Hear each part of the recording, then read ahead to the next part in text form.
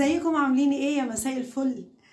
النهارده بقى يا جماعه الناس، انا ماشيه في الشارع الناس بتكلم نفسها. الاسعار بجد خلاص، يعني الله يكون في عون اللي فاتح بيته مع عيال زي حالاتنا كده، الله يكون في عونهم بجد. فانا قررت النهارده ان انا اعمل اكله سريعه واقتصاديه ومش مكلفه. انا كل اللي انا اشتريته من الشارع هي الخضره بس اللي انا اشتريتها، وكل حاجه موجوده عندي في البيت. البطاطس، الرز، الطماطم، هم دول اللي احنا عايزين نعملوهم النهارده. اكله اقتصاديه جدا وحلوه قوي. وبصوا قنبله الشتاء بتدفي. امبارح كنت عامله محشي واتنسف قبل الساعه 12 كان منسوف.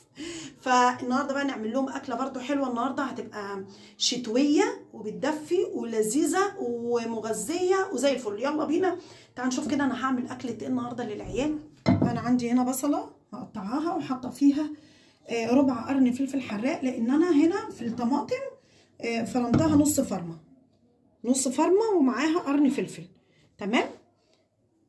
وعندي الخضره وعندي البطاطس مقطعاها مكعبات زي كده. الرز اهو، بصوا بقى الرز انا منقعاه بقاله ساعه، علشان الرز لو ما نقعتيهوش في الوصفه دي مش هيستوي معاكي، هياخد وقت على بال ما يستوي، هتفضلي تزودي في ميه فهيستوي معاكي بالطريقه دي. تعالي بقى نولع كده، نشغل البوتاجاز.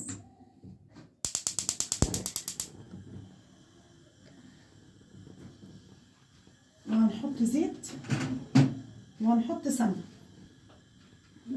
وعلى فكره يعني الزيت هنحطه في مقدار قليل، لان الزيت دلوقتي بقى ب80 جنيه وب60 يعني حرام والله العظيم يا جماعه، حرام. الناس اللي محدودين الدخل هم اللي عارفين كده، يعني احنا كمحدودين الدخل يعني ربنا يكون في عون اللي محدود الدخل زي حالتنا كده بصراحه يعني.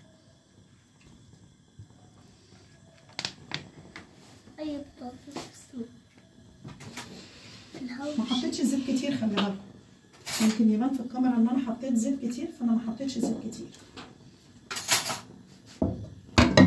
الحمد لله. نعمل هنسيب بس البصله كده تحمر شويه واقول لكم انا هعمل ايه. بص هنا انا هسيب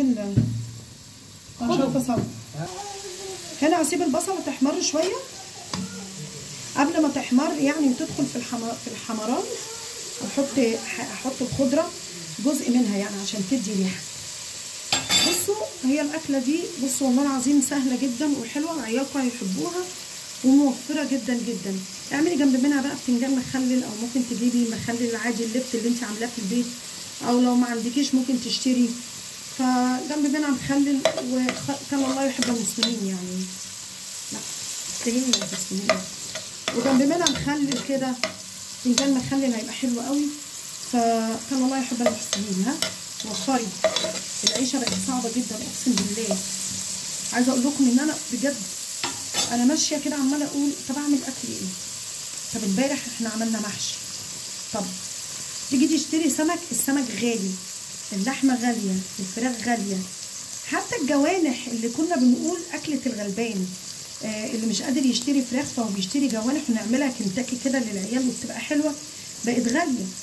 طب الناس اللي مش عارفين يعني ظروفهم على قدهم، طب هياكلوا؟ ها اي نعم، يعني اقول لك ومن يتق الله يجعل له مخرجا، وكل واحد يرمي اتكاله على الله، ومن يتوكل على الله يجعل له مخرجا. واحنا بنرمي اتكالنا على الله مش على اي حد. بس بجد والله يعني راعوا ظروف الناس شويه، راعوا ظروف الناس، بلاش نتحجج بالدولار ونتحجج بالصرف.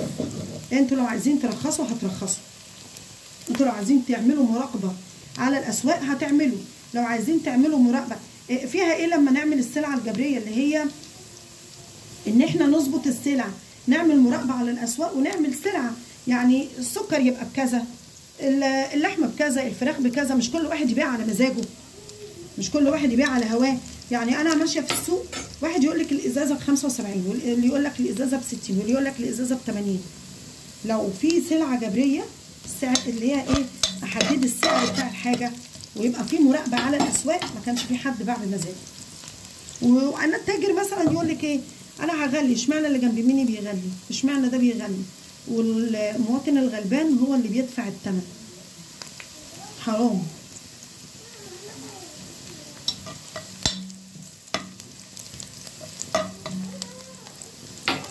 بصوا هنا بدأت البصلة تحمر حاجة بسيطة، يعني تدبل. هحط جزء من الخضرة بس كده عليها يدي بس ريحة. لما البصلة بتاخد وتدي مع النار كده مع البصلة مع الخضرة بيبقى فيه ريحة حلوة.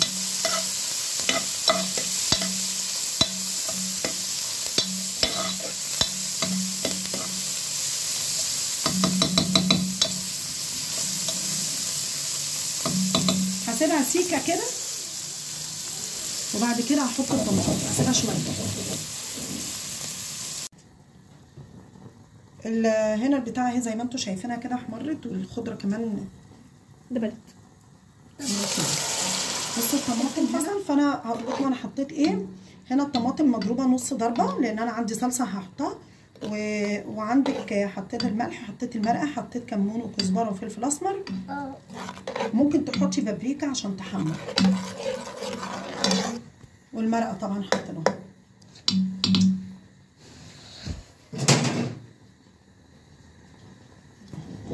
هنسيبها بقى تتسبك شويه.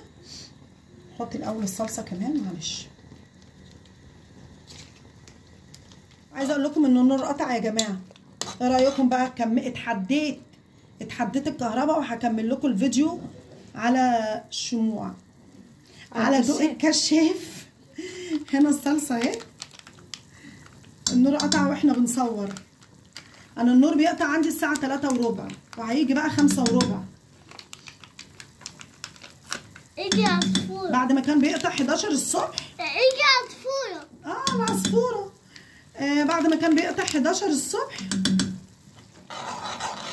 وكنا يعني كنا لسه بنبتدي نفطر يعني، او لسه ما بدأناش نشتغل. طب دلوقتي بقى يقطع لنا العصر. قطع في عز بقى في عز المعمعة، في عز ما احنا عايزين نشتغل. وقطع الصبح. وعايزين نغسل كمان. وقطع الصبح. قطع بكره وقطع الصبح. هنسيبها تتسبك.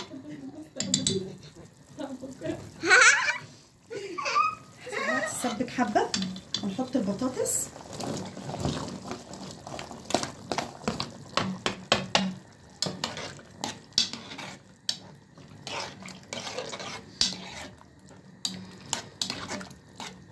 هنزودها شوية مية بقى.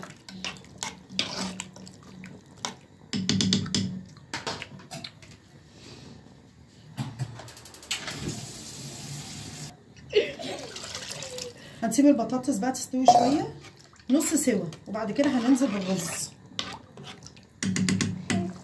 بصوا هنا هنشوف بس البطاطس ايه.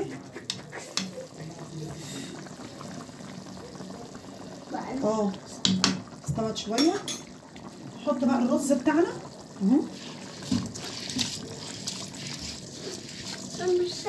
بعد ما مغسول طبعا ومتنقع اهو.